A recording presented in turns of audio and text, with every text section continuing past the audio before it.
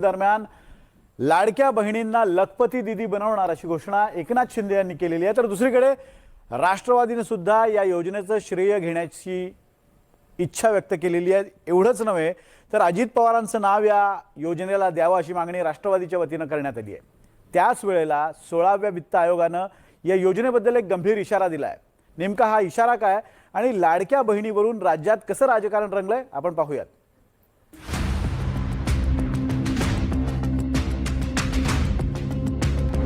लाडकी बहीण सांगा कुणाची, अजितदादांची की एकनाथ शिंदेंची, असा प्रश्न विचारण्याची आता वेळ आली आहे।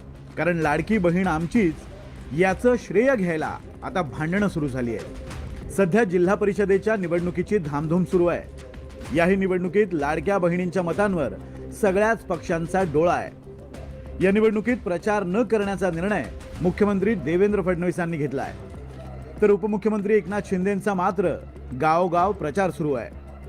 त्याचवेळी एकनाथ शिंदेंनी लाडक्या बहिणींना 2100 रुपये देण्याची घोषणा कोल्हापुरातल्या सभेत पुन्हा एकदा केली आहे। आज त्यांच्या खात्यात पैसे जमा होतात, त्यांना सही काढून ते पैसे स्वतःच्या सहीने पैसे काढण्याचा अधिकार दिला। आपण अधिकार दिला, देश स्वतंत्र झाला, परंतु आर्थिक स्वातंत्र्य आपल्या लाडक्या बहिणींच्या खात्यामध्ये पैसे काढण्याचा अधिकार त्यांना दिला। म्हणून त्यांच्या कुटुंबात पण त्यांची वट वाढलेली आहे। वाढली की नाही? समाजातही वाढली आहे। आणि म्हणून तुम्हाला 1500 रुपये ठेवणार नाही आम्ही। जे आम्ही बोललोय 2100 रुपये करणार, ते योग्य वेळी 2100 रुपये करणार। आणि माझ्या लाडक्या बहिणींना मी भाषणात तेव्हा बोललोय, लखपती झालेला आम्हाला बघायचं आहे, लखपती। एकनाथ शिंदे यांनी ही घोषणा करताच लाडकी बहीण ही आमची योजना असल्याचा दावा राष्ट्रवादीनं केलाय।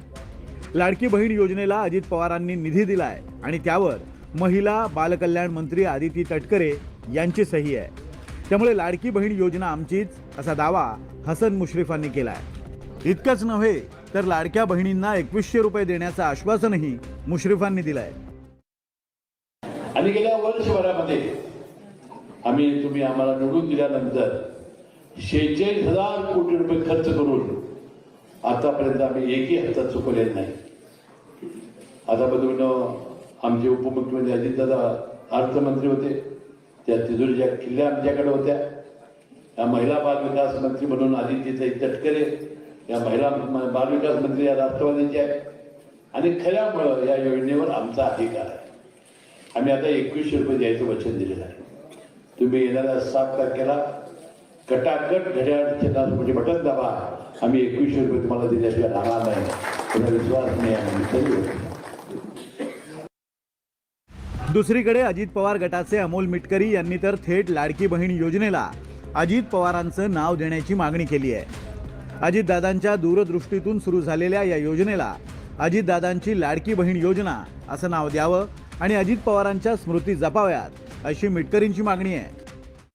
अशा व्यक्तीच्या स्मृती जपण्याकरता दादांनी आता आपली ही जी जनसंवाद यात्रा काढली होती, त्यामध्ये हजारो लाखो बहिणी त्यांना राख्या बांधत होत्या। आणि एक चांगली योजना सरकारकडे आहे। आमच्या पक्षाच्याच मंत्र्यांनी त्या योजना